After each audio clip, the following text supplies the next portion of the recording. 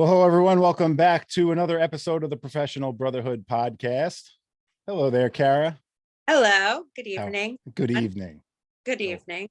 How are you? I'm well. How are you? I'm good. It's a Sunday. It's first snowstorm here in the Catskills, and yeah, I'll be on skis soon. So I'm happy. We'll be looking forward to the ski patrol posts increasing again. Yeah, absolutely. It's seasonal. The posts are very seasonal. With me, right. I'm like fall, winter, spring, summer, except by whatever it is I happen to be doing that time of year. So that's right. Yours is activity based, and mine will be me throwing snow fits while shoveling in the morning. Right. Yeah, I hear you. It's fun stuff. It's good. I like it. So it's snowing in central New York then too, I'm assuming. Yes, right? snowing here in central New York. Okay, good. It is. Yes. All right. Cool. So I'm excited. We have a guest with us this evening. That we have this list of potential guests. It's been kind of, I don't know. We've been talking about this list for, I feel like, months. I should scroll back at my Instagram and see when the first time we actually talked about this was. But we have Dee from SootSoap. And for those of you who are not familiar with SootSoap, we're going to make you familiar with SootSoap this evening. But I have a feeling probably a lot of listeners are already following your Instagram and your social media page, because we all seem to travel in the same cool circle, right? So Dee, welcome to the show. We're happy to have you. Thank you. I think that's the first time I've been in the cool circle. So thank you. Yeah, you're welcome. Yeah. So Kara and I talked about doing this episode a while ago, and then we connected a while ago on Messenger, and it's been a while. So I don't know. Life has just gotten. I'll come together tonight. Yeah, it's all coming around. We're making a conscious effort of doing all the stuff we've been talking about doing for the last like 4 months. Yeah, so it's exciting. Kara. Totally excited to be here. Thank you. Absolutely. No, thanks for joining us. So let's kick it off, if you don't mind. If you want to introduce yourself and give us a little of your background and background on the company, and we'll go from there. Sure. Yeah. My name is Dee. I'm a co-founder at SootSoap. Where to start? I'm a marketer by trade. So I have almost 20 years in marketing on the agency side, working for brands like PepsiCo and Ford and UFC and Reebok, Maple Leaf Sports and Entertainment, which is the Leafs and Raptors here in Toronto area. Kind of grew up in my career seeing some pretty amazing brands and getting to work on strategy and development for those brands, which was pretty awesome. And then I met my to-be husband and was quickly ingrained into the firefighting world. So I'm proudly a firefighter wife. I am a mom, and now I'm the co-founder of SootSoap. So my husband is a career firefighter, and he came home smelling that smell. Mm-hmm. Yep. This is probably one of the only places I don't have to describe what that smell is. And he woke me from a deep sleep. It was after a live training. And he woke me after driving a while, after showering, woke me from a deep sleep with a smell. And I said, could you not have showered before you came home? It was so strong. It was like he just walked through that wall of smoke and right into our sheets. And he said, I showered 3 times. Yeah. So that's my husband. He's very quiet. It's a terrible impression. So I started looking on forums. I started talking to other fire spouses and firefighters to say, what do people do for this? This is insane. Like, even when you think it's gone, it comes back after you work out, after you sweat. It comes back with a vengeance. So what do people do about it? And I got all these messages about, I use Irish Spring. I heard tomato juice works for your dog. All these different types of things, basically saying there isn't anything. Right. So, I have what I like to call Skittle syndrome. I have all these ideas like Skittles in my head, just every color of the rainbow that I have this big plan of things I want to put forward. But this one just kept coming up, and I kept looking into it going, there has to be an answer here. And of course, the more I looked into it, the more I discovered what causes smell. Scientifically, smell is caused by something. Mhm. Now, of course, we know there are studies that show that smoke smell is actually showing that there are increased levels of PAHs, or polycyclic aromatic hydrocarbons, in urine of firefighters as a result, and because of that smell, they're correlated. So there wasn't anything to solve this. This was in 2017, a long time ago. So I decided to create something, and I spent the next 2 years doing research and development, trying to figure out how to go about doing that. Wow, that's wild. Yeah, so Yeah. we're all probably everybody listening to this is, well, if they're not familiar with that smell, I don't know why they're listening to our podcast, quite honestly. But Yeah, sure. We're happy to have you. yeah, we're happy to have you. But yeah, yeah, and it's very true. I mean, we've talked about this before. Kara and I have talked about this off air. We've talked about it on air with different guests over time. But I know for all my years in the fire service, yeah, I would come home from a fire. You absolutely stink. You take a shower. It might seem a little bit better until you start to sweat or your hair gets a little bit wet again, and then that smell comes right back. And I know until finding your product and some of the other products that are out there today, really the only, what I used to use, I could only get it at Trader Joe's of all places. It was like a tea tree shampoo, and something about that worked better than anything else. Yeah. It still didn't work great, but it worked better. And yeah, it's a problem. And with firefighter cancers really coming to the forefront here over the last couple years, but I think really probably in the last year, there's been like a real solid push, I think, maybe the last two, to make people, more educated as to, why this is dangerous to us. Obviously, it's what, your research and what you guys are doing is important.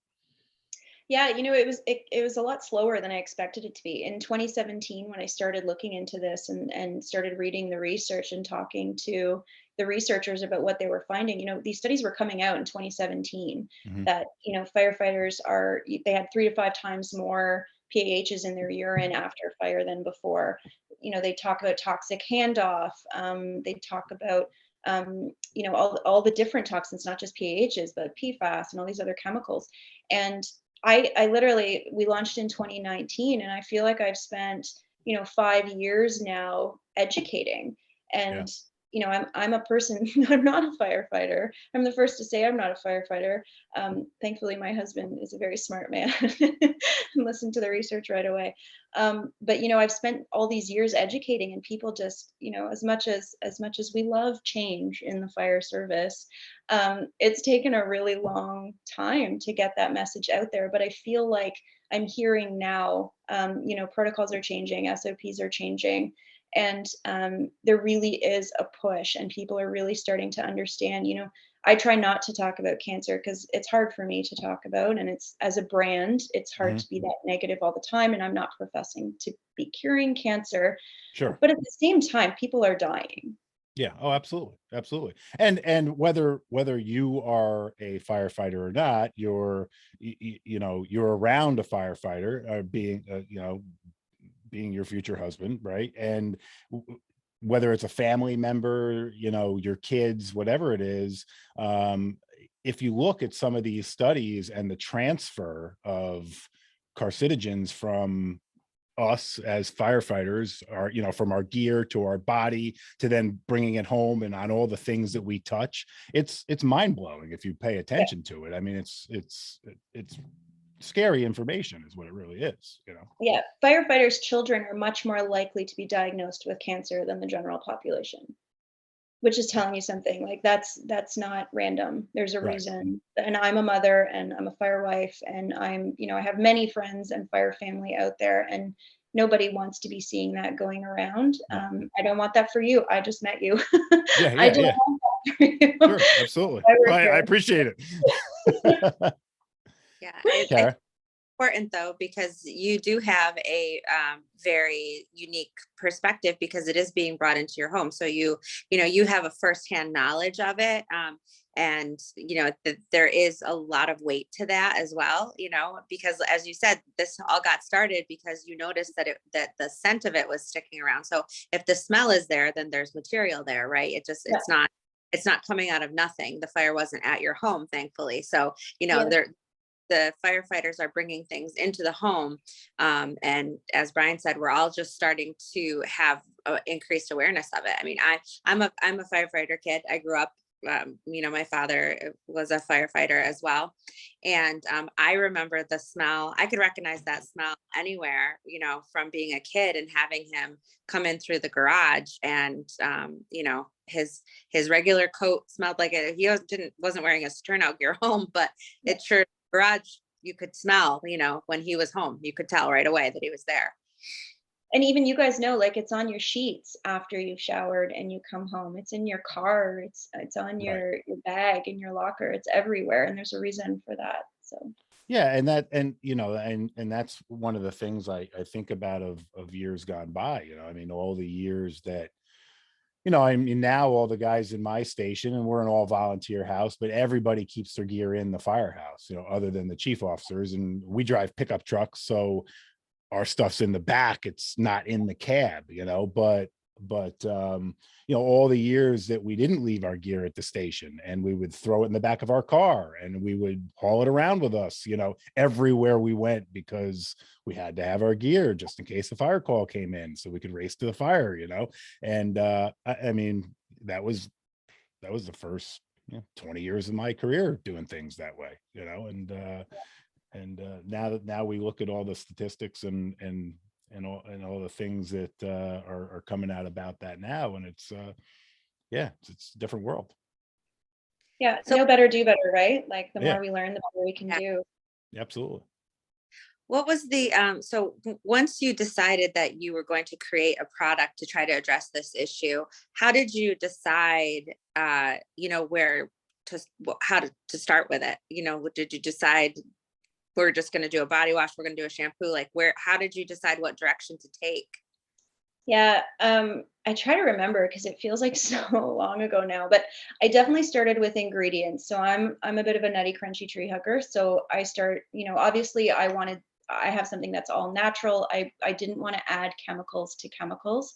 It Right. seems really perverse to me. So it was really important that I had an all natural, functional first, easy to use product. So charcoal came out, and I know there's been a lot of talk about charcoal and why it works. It scientifically works. It's centuries, if not thousands of years old.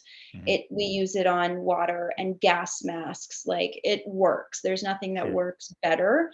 It is the most adsorbent material known to mankind. So I stuck on charcoal. The problem with charcoal is it's used often as a marketing ingredient. It's really hard to saturate, like, thoroughly, to get the percentages that you need for it to be functional. And I wasn't willing to stop at that. So I have an amazing lab. I give them props right off the bat, but it took 2 years. It took 16 formulations, 43 lab tests, hundreds and hundreds of in-field tests to get to our first line. And that has not stopped since we started. I am all about innovation all the time. Once you know how you're doing, all you can do is improve. So Mhm. that's what we're trying to do. So we have other ingredients, like broccoli and wild cabbage extract, which sounds, very hippie.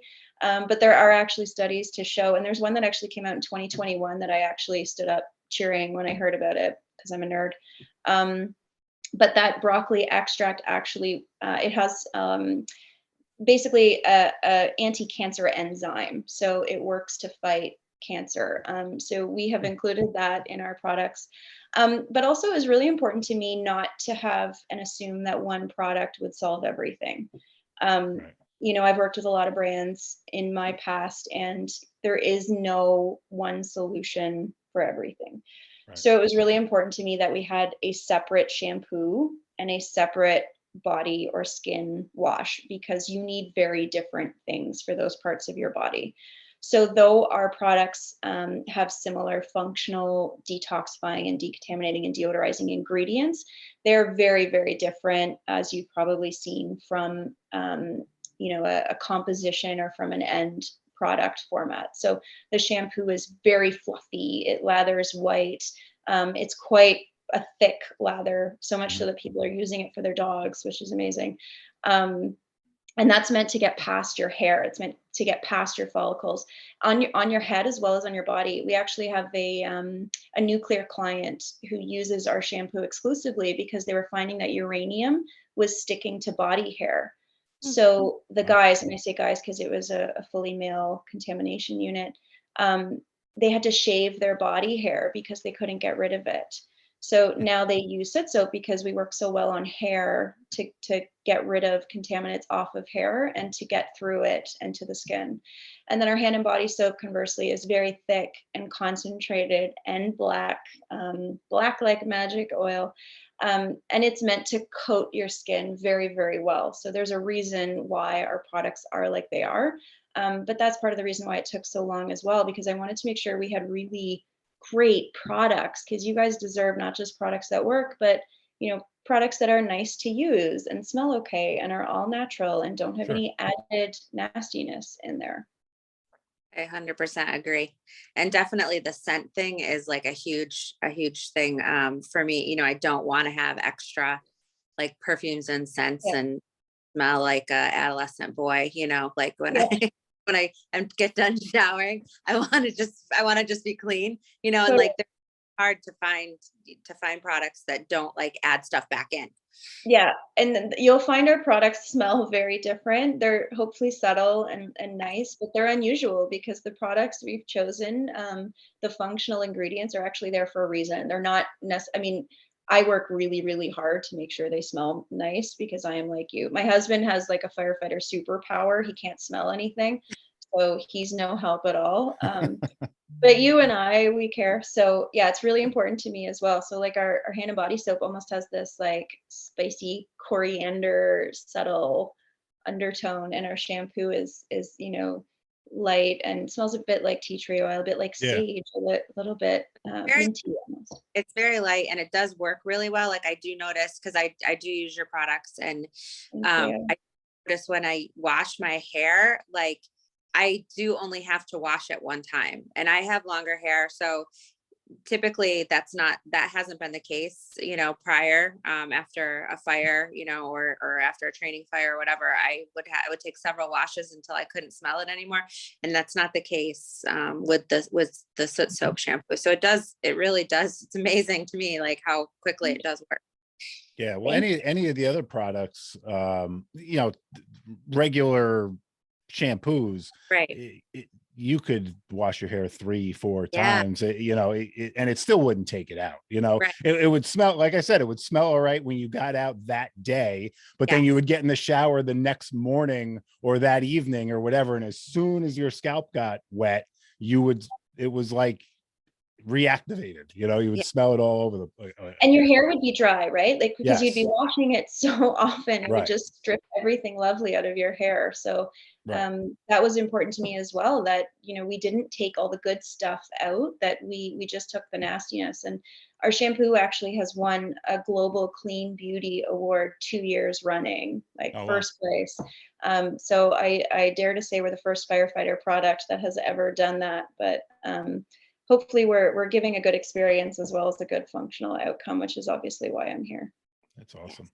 And how do you feel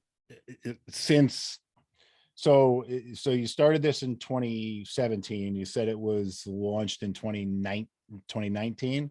Yeah. How do you feel? So that's 3 years, right, since the product has actually been out. How do you feel it's been received from maybe in the beginning until now? Do you think there's been a trend of acceptance? Was it in the beginning, did you get kind of more of the naysayers, like, oh, I don't, what do I need that for, kind of a thing? Because you mentioned it before. I mean, the fire service is a difficult service when it comes to any kind of change or new product. Yeah. I will say, someone said to me the other day, they said, well, you're the marketing guru. And I'm like, clearly not in this industry. I'm doing my best, but it's a fight. I will tell you, it has been a fight from day one, and it's a fight I'm passionate about. It's a fight I will keep fighting, but it is a fight. Make no mistake. We've had amazing feedback from day one. From our trials, I started kind of R&D in 2017. We incorporated in 2018 and started our in-field testing, and we launched fully in 2019. And even in that time, like I got pushback from people in field that we were working with saying, this is an amazing product. It 100% works, but I just don't know about this industry if they're going to develop SOPs for this. I don't know if you're going to be able to teach them what they need to know, was basically what I heard. But it really has been incredible. Everyone who tries our product, says unequivocally it works. They love it. They're the first to talk about it. We are very much a small business and a startup, so most of our success has come from word of mouth and people telling their friends it works, which I'm incredibly proud of, the products that we've made. But it is a fight every day, and I would say in the past year is where I've really started to see people come to us and say, we're changing our SOPs. We're really looking out for health. We want to look for an end of year gift that promotes decon. Like this past year is really where I think it started to come to me, and not me pushing education and information on other people. And it's really amazing to see. But we've always had, we have Cal Fire as a customer. They're very progressive. In BC, they're very progressive. Even Newfoundland, they're pretty progressive. So we have these pockets of customers that have just gotten it from day one and are shouting from the rooftops just like we are. But yeah, it's a fight. It's a fight I'm willing to take on, but so the organizations like Cal Fire, Newfoundland, that are actually directly customers of yours, not their firefighters, are they actually instituting policies so that the product is in the station available for the firefighters to use, type of a thing, and a decon when they come back from a run? Or what are you hearing about that? 100%. That's what I thought would happen is everyone would buy, we'd figure out what size made sense. Let's say bulk, everybody starts stocking it, all the SOPs start developing. What's really happened is people are creating their own guidelines based on their own, regions or departments, or even individual stations, which is amazing to see. So we have people who buy our bulk product. We have a 64-ounce bulk jug that you can fill your dispensers with, all the way down. We have 4 different sizes, all the way down to the mini travel size that people say, nope, we're sticking to the minis because they can carry it with them, and that makes the most sense for us. So it really has varied. So, my hope was we could tailor it down to 1 or 2 sizes or SKUs that would make sense, but it's really across the board. Everyone's just developing what makes sense for them. Which is really nice to see. So I just kind of put it back in the hands of the departments and what makes the most sense for them. We still get a lot of orders online from individuals, and we have across the US, we have distributors, some that we're announcing soon. So we are, available everywhere across the US. So we still get a lot of individual purchasers. And will we get to the point where, every department is buying for their crew? Sure. I don't know. I honestly don't know. I hope so. Should they? 100%. Are we going to get there? I don't know, but it doesn't stop firefighters from needing this. So, they are out there making this purchase individually for themselves as well, and advocating for their own health, which is really great to see. Yeah. I think that interesting time to be a part of this because, there is such a historical resistance to anything new or different in the fire service.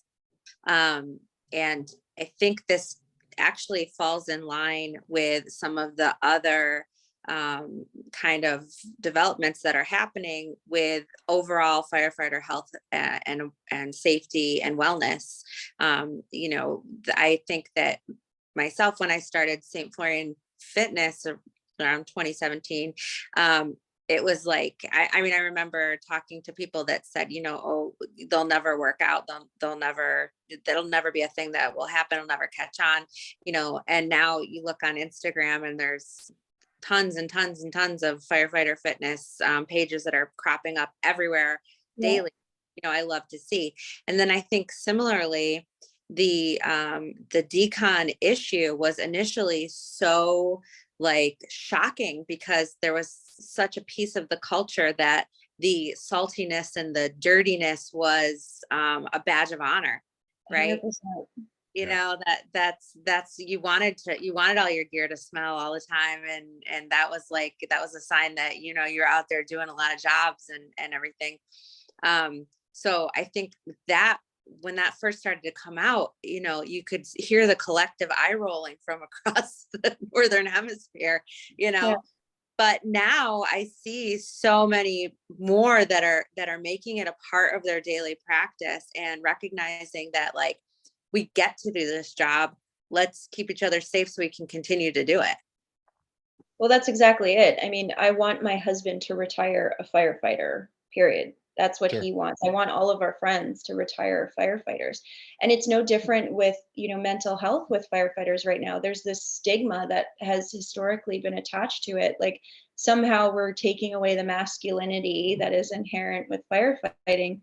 But really, if you ask those old salty guys, you know, what would you do different? They would tell you, I would decon, I would take care of my mental health, I would talk to somebody, they would tell you all of these things.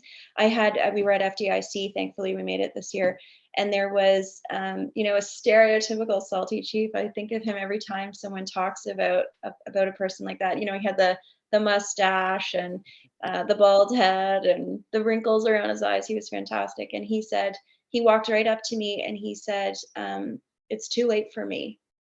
So let's help these guys. And I was like, Yeah. it was awful. But if you ask guys like that, like, what would you do differently? These are the things that they would do differently because they know. So it's no longer a badge of honor. It isn't. If you look at anyone and talk to anyone nowadays who's coming up in the fire service, they're taught this for a reason because we have the numbers and sadly the lost lives and the names on that wall to prove it.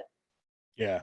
Yeah. I think there's definitely a change in the trend, especially when it comes to the younger firefighters are getting involved in the service. Cause I actually I had an interesting conversation with somebody within the last couple of weeks that hands me a flyer. It was a training flyer advertising some speakers that were going to be teaching somewhere or talking somewhere, and a couple of the pictures were like the typical, you know, old helmet melted down, black, salty, dirty. And one of the guys hands me the flyer and he says, "Chief, what's wrong with this picture?" And I'm like, "What do you mean?" He's like, I kind of knew where he was going, but I wanted to hear it from them. You know, I said, "What do you mean?" And they're like, "Well, look at those pictures. Like, why are they advertising like that?" And I'm like, "You're starting to learn something, you know."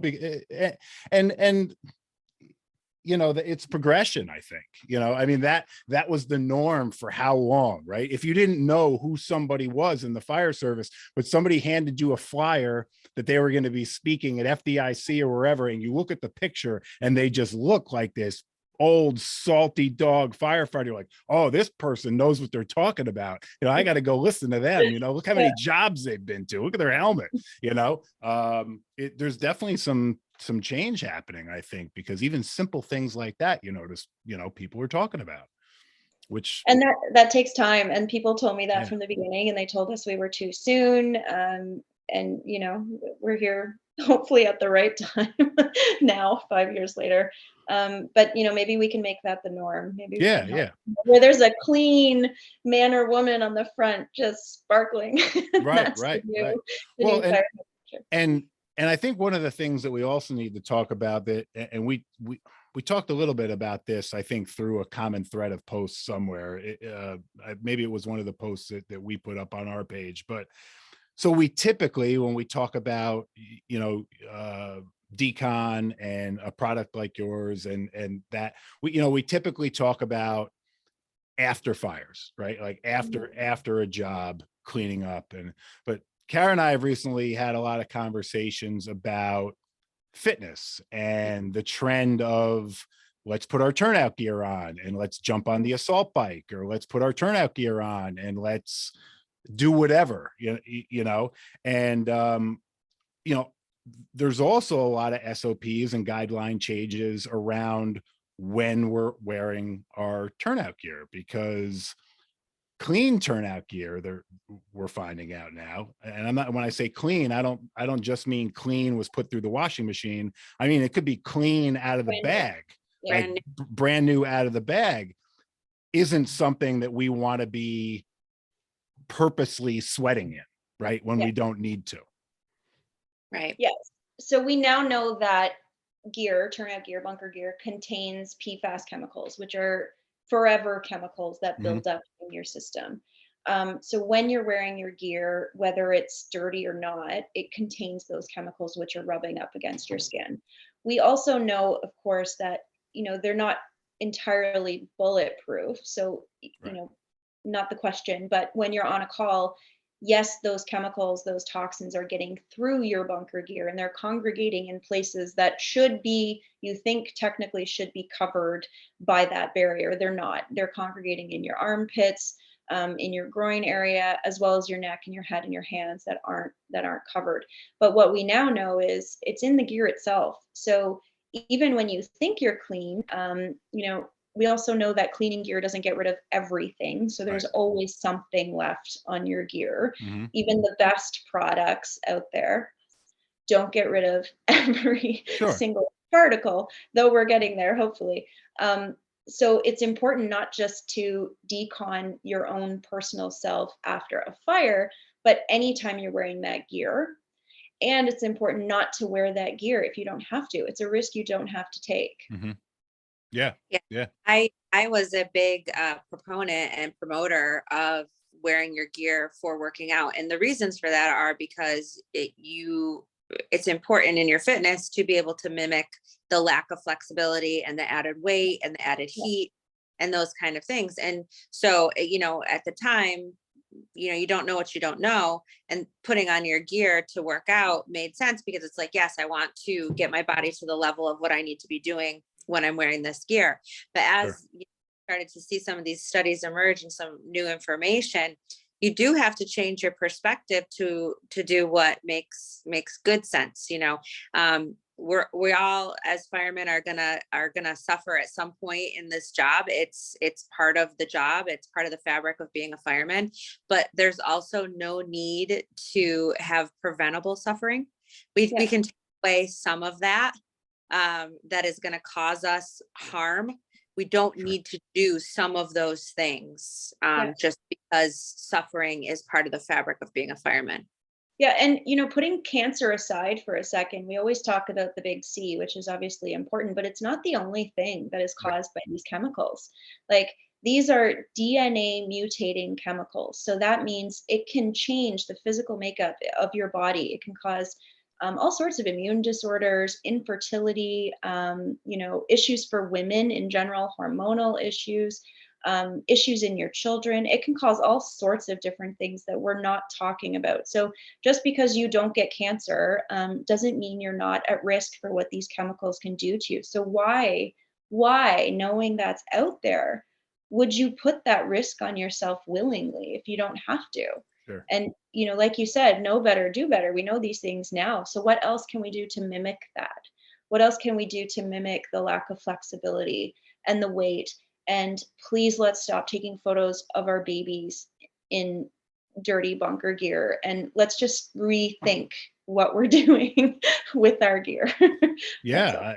I mean, listen, that's a great point that I never even thought of, how many people lay their gear out on the front of an engine and lay their brand new newborn in it to take a photo after a child is born. I could think of tons of friends that I know have done it over the years, and another stat that I think you had shared with, well, I don't know who was commenting, but you guys had shared on social media was the I think it was was it a 5-degree raise in body temperature increases your absorption rate by, was it 400%? 400%. Yeah. So that's a rule of dermal absorption. So your skin is more likely, more easily absorbing those chemicals the hotter you get. So every 5-degree, as you said, every 5-degree increase in temperature increases that potential by 400%. Wow. So going through your skin into your body directly. And now, we used to say shower within the hour. That's the more common phrase. Studies are now showing that within 20 minutes, those toxins are entering your skin within 20 minutes. So I think the important point, for us to make here in this conversation is because I think that when we think of, when do we personally decon, or when do we hit the bathroom or go home and, soap up, take a shower, clean up, we're typically thinking after a structure fire, right? But I mean, in reality, it's really every time you have your gear on. I mean, As immediately as is humanly possible. right. Yeah. And whatever you can get in the meantime is great. Like I'm a big proponent of wipes. Use wipes if that's what you have. Wash your hands if that's all you can wash. Wash your face if that's all you can wash. Like get at what you can get at as quickly as you can get at it. It's not very quotable, but no, it's not. It's great. It's great. It's absolutely great. Kara, what else? What were you thinking over there? I could see the wheels turning. Well, I was just thinking about, you were saying about how you had started out with the one product and then developed into other one. And I saw recently that you were coming out with a bar soap, which I know Brian's going to be happy about. And when we talk about washing our gear, in terms of what when you have your gear in the gear washer, there's certain detergents that you're supposed to use that are recommended, but that's all recommended for the washer. And some of the things that I've been researching recently is, some detergents that are commercially available are not necessarily, they were designed for like cotton, right? So they're not necessarily penetrating Nomex and, other things like that. Does your company have plans in the future for gear cleaning products as well? So how do I take this question? So we have all sorts of things in the works. Let's start there. I'm the sort of the chief when it comes to innovation. So when I work to develop a product, I start with products that have a gap.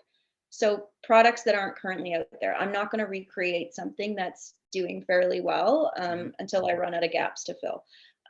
I try to create things that no one else has created yet, because I think that's what you guys need the most, and that's where I can provide the most benefit.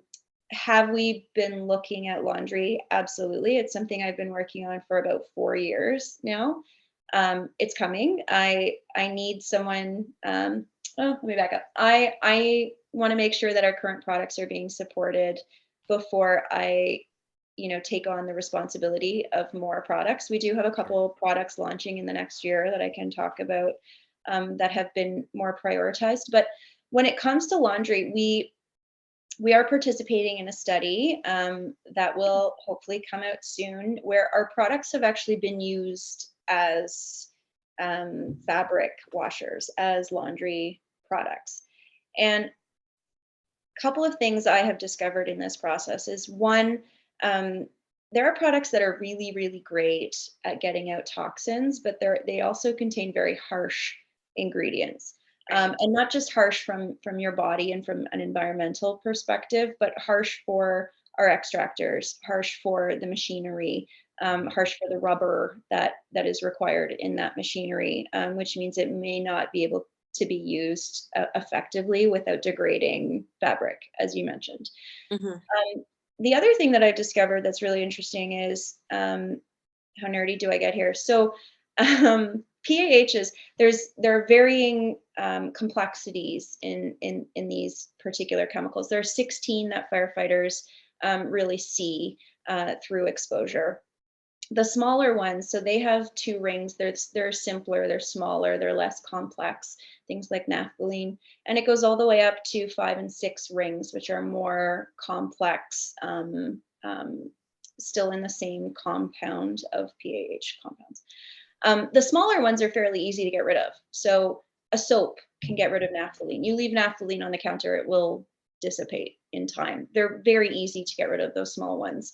So, you use a dish soap, it's going to get rid of 99% of the small ones. Where it gets challenging is those larger, more complex compounds. So those ones that are listed as class 1 carcinogens, those ones that are, listed as particularly cancerous, they're more difficult to get rid of. So when you're creating a product like a laundry detergent, there's so many things to look at. 1, it has to be safe for you, in my opinion. 2, it has to be safe for the equipment, but 3, it has to get at these more complex PAHs, which is what our product is doing. And I hope to share, it's not my research, we're not paying for it, it's something we're participating in. So hopefully that will come out soon, and I look forward to sharing that. But it's a very complex product to come up with. The last thing is, I'm very passionate about charcoal. But you may have noticed our products are black. Might not be a great laundry, right? I don't know if you noticed, but that could be a problem with laundry. So without giving too much away, I've had to be incredibly creative to make this happen. So it's in the works. It's something that we hope we can fill a gap without taking away from what anyone else has accomplished in the market. I'm interested to hear more about it, for sure. And it is a big challenge, because how much chemicals do you want to add to get the chemicals out of your gear without also damaging your gear, right? Because one thing I've noticed is there's a lot of and stuff in place about how you wash your gear, how you take it apart, how you put it together, what get washed with what. That's already in place. And it's interesting to me that we don't have that about our bodies. Well, and for me, that chemical number has to be 0. Like, I won't add 1. If I can't do it with 0 chemicals, I'm not going to do it. So that's interesting. So I know in our area, fire scene decon, now prior to getting back to the station, the acceptable product is just Dawn dish soap, right? With Dawn dish soap with a brush, and they brushed it. Yeah, right. Yeah, no, I know. So I'm assuming, just based on what you just said, that the reason for that is because maybe that'll take away some of the larger probably not using the right words here.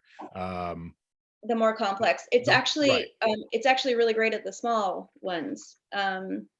Here's the thing about Dawn. I'm visibly worked up for anyone who can't see me. I have like a whole hate on for Dawn.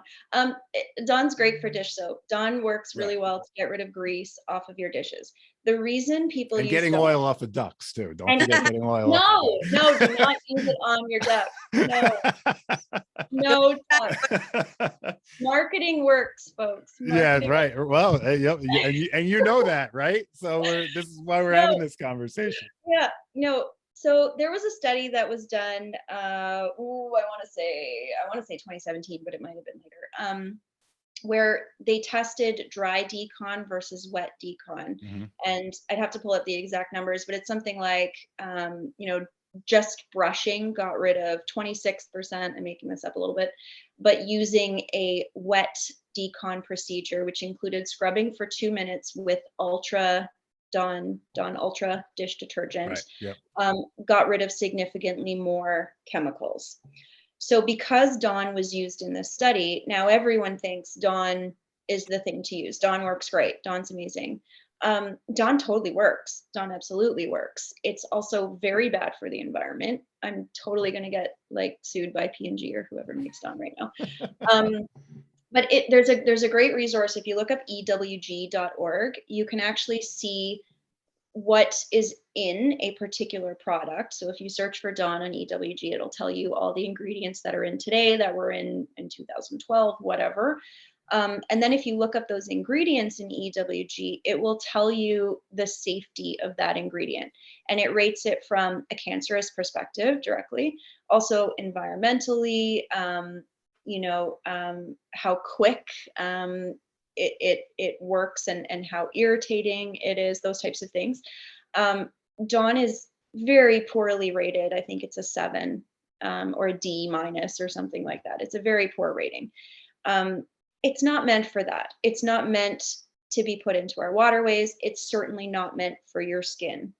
The reason people use it is because it was the one used in that study. If someone, and this research that we are participating in actually has Dawn as a product, and I can tell you Dawn works great, 100%. Do you want it on your skin? Do you want it on your child's skin? I don't. There are other things that work as well as Dawn, if not better. So we need to start looking deeper into things and looking past the marketing. And it's not very good from an environmental perspective. And I would not put it on my duckling, just so you know. So when I say that, what it's being used for, I know around here, it's not I'm not filling a bucket with it and washing my face, right? That's what the wipes are for. Like on our apparatus, we have a big bucket of the wipes. We have a 5-gallon bucket with a hose attachment, a car wash brush, whatever.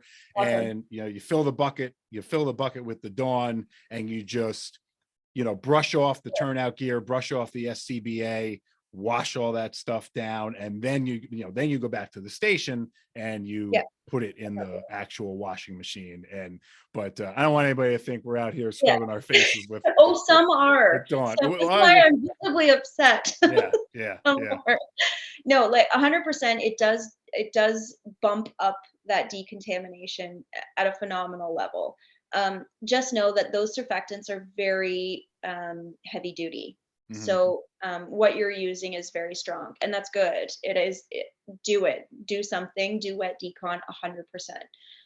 Just know what you're using and be aware that there are other options out there, and try everything. And if they're not transparent with their ingredients, look it up. Sure. Yeah. I mean, I think there's lots of pushes in different directions around all of this stuff. And some of it is, great and very valuable. Some of it seems very valuable, doesn't seem very practical, right? Like one of the big discussions I know when you go to some of the big trade shows is like the clean cab concept, like having a compartment that your turnout gear rides in separately from you, and then you get at, and I understand the pushback from the service of that clean cab concept, because firefighters are thinking, oh, now I have to slow down what I'm doing, right, to get out, get dressed, do and sure. Right.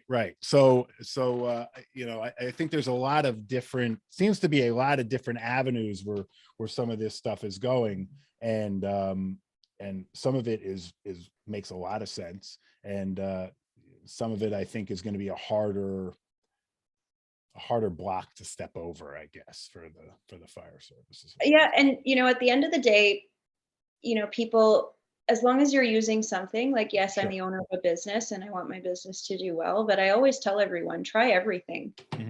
As long as you're doing something, maybe it's a bit naive, but I like to think, we and the products that have come since we launched are all in this for the same reason. I like to believe that. It may not be true, but I like to believe it. And I know some of the other businesses personally, and they are in it for the right reasons. So, they're trying to make products that solve a health issue for firefighters. So as long as you're using something, that means you're doing wet decon. That means you're showering as quickly as possible. That means you're proactively washing those bits that don't get washed as often as they should.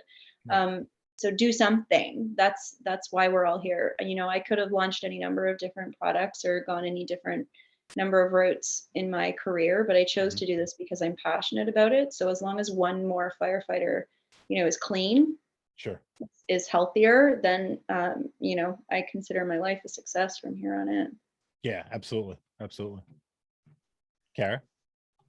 I just, I think it's great that we're having these conversations, and bringing it to the forefront. I think that's so important. And I agree that, starting out to try to do something, is the first step. And I think that start out, you can, continue to learn and continue to do better when you know better, as you said so eloquently. I think that's super important. But I think it's a great conversation to have. Yeah, absolutely. Yeah, I agree 100%. I mean, again, you have this same conversation with a few different people, and it can be a tough conversation depending on who you're talking, depending on who you're talking to. But at the end of the day, I mean, I mean, you have a ton of information on this and a lot of statistics and a lot of great stuff to add to the conversation. But at the end of the day, I mean, it's just smart. I mean, if you think about everything we just went through with COVID, right? And but we're doing this every day, right? And we're putting ourselves in that toxic environment every day. And if we're not concerned with what we're bringing home, I think probably, and I know New York is kind of recreating this video now. I just saw recently a post about it, but I know one of the most powerful videos I think I saw when it came to contamination of us was I don't remember who made it, but where they took the powder, the neon powder, and they put the firefight. They basically, as he was doing his job, he was rubbing up on it and they were throwing it on him. And then, he went from the fire scene back to the station, took his gear off, took a shower, loaded the stuff in his car. And they showed you the movement with the black light afterward on how he took it from the fire scene to his kid's soccer ball when he got home, and if you're not buying this, if you're not thinking that you're actually bringing home contaminants, you watch a video like that, I don't know how you can deny it, Well, I also don't know a firefighter I've ever met who, is presented with new information and new ways of doing things and has denied it. Sure. Firefighters are always trying to improve and always training and always trying to do better. And this is just another aspect of that. So I don't know a single one who would say, I know this information and I'm still not going to do it. I haven't met one yet. Yeah, right. I agree. There's out there, but I haven't met them. Yeah, for sure. Yeah. Yeah. Kara, anything else you want to add? No, I think, like I said, I'm just happy that we are having these conversations and getting the information out there. I think it's super important for all of us. Yeah, absolutely.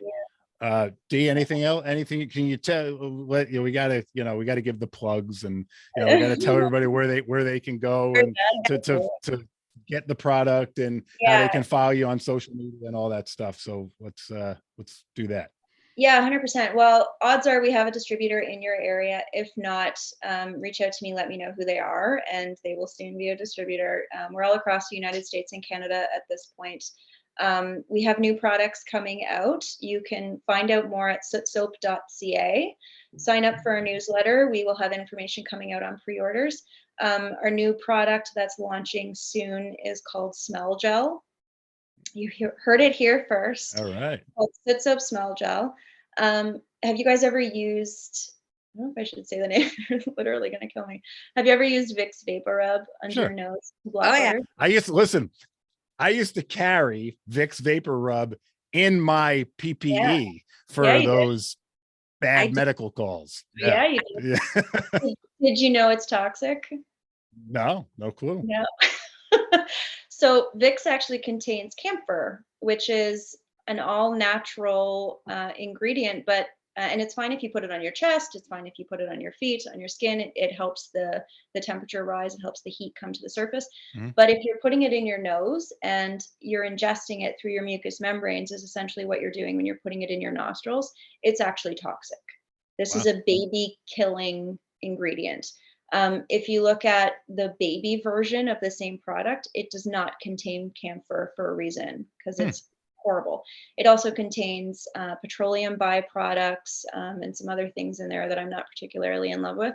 So we've actually created a vegan, non-toxic, does not contain camphor or petroleum or turpentine or any of these other things. Wow. And it works to block noxious odors, specifically designed for firefighters.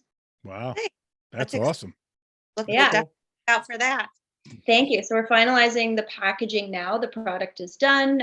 We're just working through labeling and everything, and that will be out for pre-order either through a distributor near you or direct through SootSoap.ca in the new year. Awesome.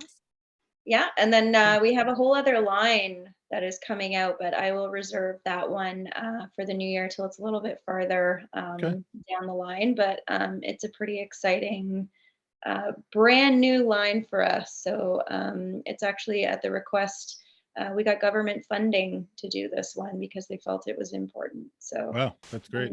yeah, and if you have any ideas, like I said, I'm here to fill gaps. So if there is some solution that you guys think you're missing, if there's something you think no one's thought of, if there's a lack of healthy version of something you're already doing, reach out to me personally. Just address your comment to me. You can go on our website and click contact us. You can email us at info@sootsoap.ca. Or you can find me. People find me. You can do that too. My name is Dee. There aren't that many of us. That's awesome. That's great. Yeah. Yeah, we appreciate you coming on and sharing your knowledge on the topic.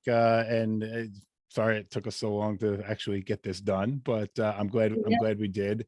And I think it's an important conversation to keep having, and for all of us to just keep out there in the forefront that this is important, and we're not just talking about a difference in our lives as firefighters, but we're talking about a difference in those we love that are around us that we go home to. So I've said that often in other conversations before. Look, if you don't want to do it for yourself, maybe you want to do it for the ones that you're going home to. 100%. But as firefighters, we also need to do more for ourselves. Yeah, mentally absolutely. And physically. So please Absolutely. do it for Yeah, yourself. for sure. Kara, anything to plug or add before we go? No, just make sure that you're, doing your workouts daily, and you can follow me Yeah. and check out some workouts and all the latest and greatest information on my snow fits. You guys are killing it on the weekends at your firehouse. I like seeing that. I mean, you're great. We have such a great time. Yeah, your guys are awesome. It's good to see that group thing going on and being successful. So yeah, it's good to see. Yeah, got some new equipment in the station, and the guys are loving it. So I'm really proud of them. We're seeing a lot of improvements in form and function, and they're noticing it on the fire ground too, that they're feeling better. So that's what it's all about.